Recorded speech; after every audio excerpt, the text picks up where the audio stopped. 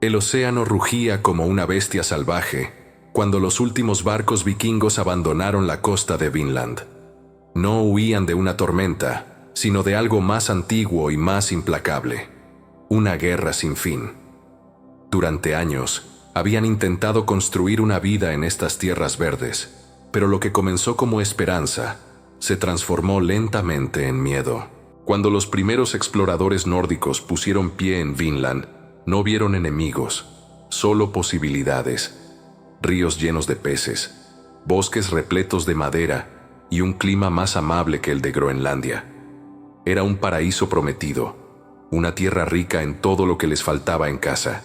El asentamiento comenzó pequeño: casas de césped, almacenes de madera y cercas improvisadas. Pero cada tronco cortado era una promesa, cada clavo forjado una apuesta al futuro. Los vikingos estaban decididos a quedarse. Construyeron no solo un refugio, sino un nuevo comienzo. Pero el bosque tenía ojos. Desde las sombras, los habitantes originarios observaban a estos recién llegados con cautela.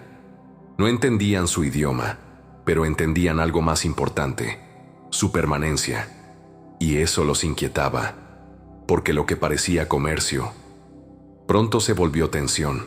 El primer encuentro fue pacífico. Intercambiaron pieles por herramientas simples.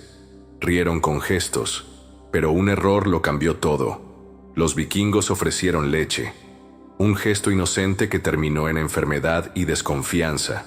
Para los nativos, eso no fue hospitalidad, fue una amenaza. La relación nunca volvió a ser igual. Los intercambios se volvieron escasos, las miradas largas, las manos más cerca de las armas, y en el bosque los murmullos crecían. La tierra hablaba de guerra antes de que la primera flecha volara. No era cuestión de si, sino de cuándo. El primer ataque fue silencioso y letal. Una patrulla vikinga no regresó. Solo encontraron sus cuerpos con flechas negras incrustadas. No hubo batalla, solo un mensaje: esta tierra no se entregaría fácilmente.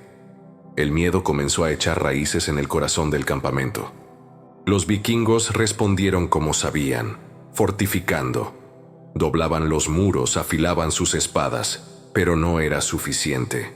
Vinland no era Europa. Aquí, el enemigo no asaltaba murallas.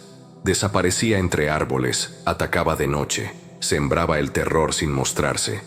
Cada noche, escuchaban gritos. No sabían si eran reales o producto del miedo, pero algo se movía en los bordes del bosque.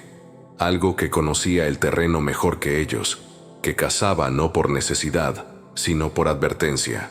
Una noche, una figura solitaria se acercó al asentamiento. No hablaba. Solo dejó un símbolo tallado en hueso frente a la puerta, un espiral roto. Nadie entendió su idioma, pero todos entendieron el mensaje. El tiempo de los forasteros se estaba acabando. Las sagas no hablan de un gran asedio, pero el silencio puede ser más poderoso que una batalla. Durante semanas, no vieron ni un solo enemigo, solo huellas alrededor del campamento, troncos cortados que no eran suyos, y sus trampas vacías, como si alguien los estuviera vigilando y aprendiendo. Los cazadores se volvieron los cazados. Cada expedición para buscar alimento era una ruleta rusa.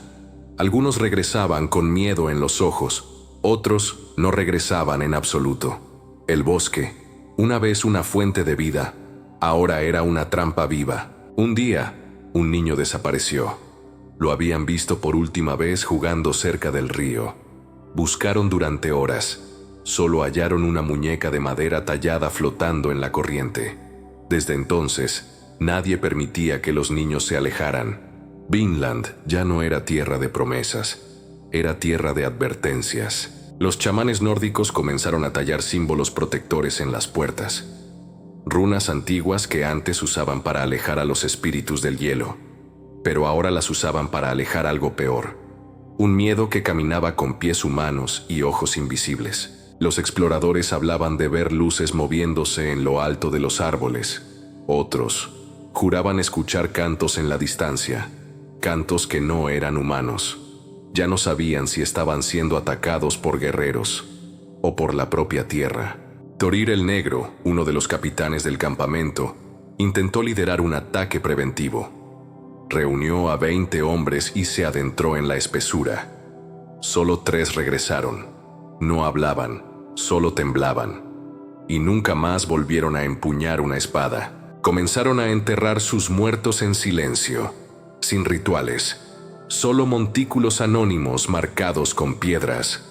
El miedo a llamar la atención de sus enemigos era más fuerte que su respeto a los dioses. Vinland ya no era una colonia, era una tumba sin nombre.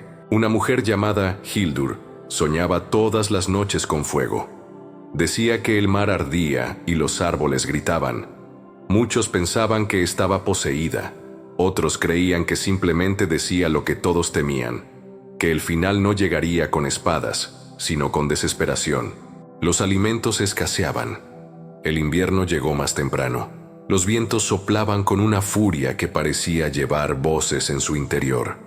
Cada día, el número de enfermos crecía, no por heridas, sino por algo peor, el abandono. Vinland estaba muriendo desde dentro. El líder del asentamiento, Gudmund el Sabio, reunió al consejo. Ya no era cuestión de orgullo, sino de supervivencia. Esta tierra no quiere que vivamos en ella, dijo. Y nadie lo contradijo. Por primera vez, los vikingos comenzaron a hablar de regresar. El día de la partida no hubo celebraciones, solo trabajo silencioso. Empacaron lo que pudieron: herramientas, semillas, pieles. Dejaron atrás las casas, los cercos, incluso tumbas. Vinland, que había sido su mayor sueño, ahora era una herida abierta en su historia. Mientras el último barco se alejaba, uno de los ancianos volvió la vista atrás. En la orilla, entre los árboles, creyó ver siluetas.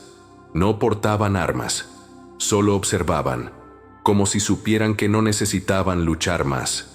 La tierra ya había decidido. Durante semanas navegaron entre la niebla, combatiendo el mar tanto como sus propios pensamientos. Nadie hablaba de Vinland, pero todos la llevaban en el rostro, la marca de una derrota sin batalla final, una guerra que no entendieron hasta que ya era tarde. Cuando llegaron a Groenlandia, no trajeron tesoros, trajeron historias. Algunos no fueron creídos, otros fueron temidos. Pero los ancianos sabían que aquellas historias eran advertencias disfrazadas de recuerdos. Durante generaciones, los bardos contaron los hechos de Vinland como una epopeya inacabada, una promesa interrumpida por fuerzas invisibles. No mencionaban nombres, solo hablaban del bosque que se tragaba los pasos y del viento que traía voces antiguas. Los arqueólogos encontraron siglos después restos de clavos, una broca, una aguja de hueso. Eso fue todo. El resto, devorado por la tierra. Como si Vinland se hubiera tragado su propia historia, dejando solo ecos de hierro entre raíces. La historia de Vinland no es de conquista, sino de advertencia.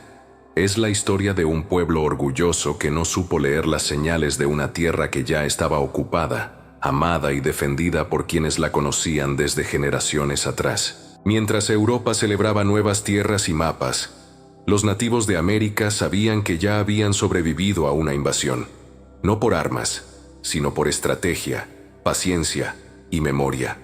Ganaron porque nunca pelearon en el campo de batalla, sino en el terreno de lo invisible. Vinland desapareció de los mapas, pero no del viento. En Terranova, algunos dicen que ciertas piedras aún susurran en runas, que si escuchas con atención, oirás las voces de aquellos que vinieron del este, y los que nunca los dejaron olvidar. Los vikingos aprendieron una lección que otros europeos ignorarían por siglos, que no toda tierra conquistada se deja poseer. Algunas responden con silencio, con resistencia, y otras simplemente no responden, porque ya han vencido.